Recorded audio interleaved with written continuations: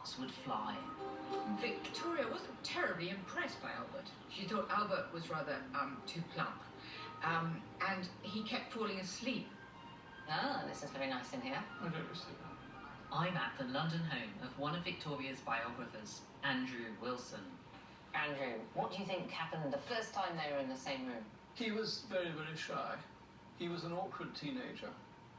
He had hardly known any female companionship. He had almost no females near him throughout his upbringing. So he had 16 years of an all-male, all-German atmosphere. The other thing is, Albert had permanent diarrhea when he first met her. The entire German party who came over had dreadful gastric attacks, so it wasn't a very successful first encounter. I find it very striking that in her journal entry for that day, she describes meeting Albert. Then there's a whole lot more about this parrot that Exactly. she gets given as a present. If she falls in love with anybody that day, it was with the parrot. Exactly. Victoria's uncle, King William IV, didn't want a co-burger in the family and had often suggested other princes. None of them amused her. She wrote, "Prince Henry of Orange is an ugly and stupid-looking and timid young man." When King William died in 1837, Victoria became queen, and now bachelors everywhere thought that they had a chance. A man called Lieutenant Gossett is seen hanging around Kensington Palace. He claims he's the Lama of Tibet, which he clearly isn't. J.H. Frolic Jr. wanted to propose to her, claimed that he was King John I.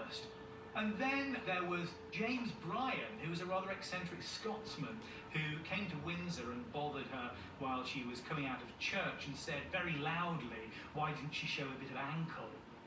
The key man in Victoria's life was her adored advisor and Prime Minister, Lord Melbourne.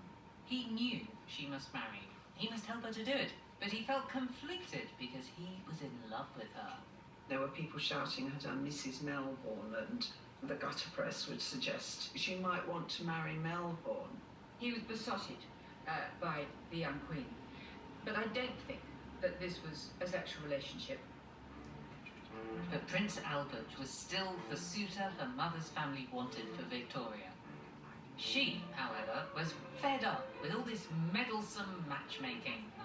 So, when in the summer of 1839, Melbourne learned that a touring Russian prince fancied dropping by, the Queen saw red. But not for long.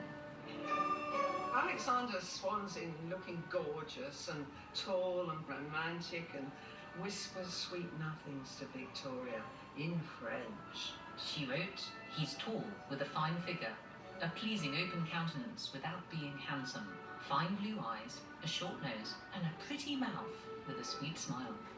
The entourage around got very anxious when they saw how, the flirting was getting quite serious. First, the right boy was all wrong. Now, the wrong boy was very all right.